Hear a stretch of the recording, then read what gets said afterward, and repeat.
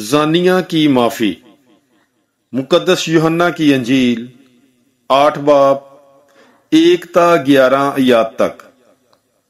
تب یسوع کوہ زیتون کو گیا اور صبح سویرے پھر ہیکل میں آیا اور سب لوگ اس کے پاس آئے اور وہ بیٹھ کر انہیں تعلیم دینے لگا۔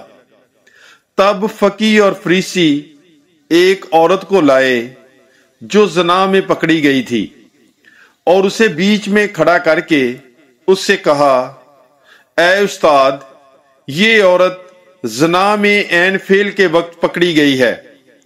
موسیٰ نے تو شریعت میں ہمیں حکم دیا ہے کہ ایسوں کو سنسار کرے، پس تو کیا کہتا ہے؟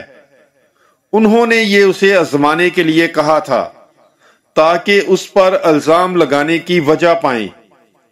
مگر یسوع جھک کر انگلی سے زمین پر لکھنے لگا، اور جب وہ اس سے سوال کرتے ہی رہے تو اس نے سیدھے ہو کر ان سے کہا کہ جو تم میں بے گناہ ہو وہی پہلے اس کے پتھر مارے، اور پھر جھک کر زمین پر لکھنے لگا۔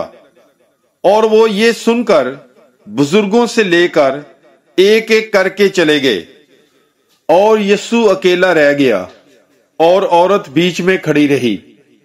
تب یسوع نے سیدھے ہو کر اس سے کہا، بی بی، وہ کہاں گئے ہیں؟ کیا کسی نے فتویٰ نہیں لگایا؟ اس نے کہا کہ اے خداوند، کسی نے نہیں۔ اور یسوع نے کہا کہ میں بھی تجھ پر فتویٰ نہیں لگاتا، چلی جا، پھر گناہ نہ کرنا۔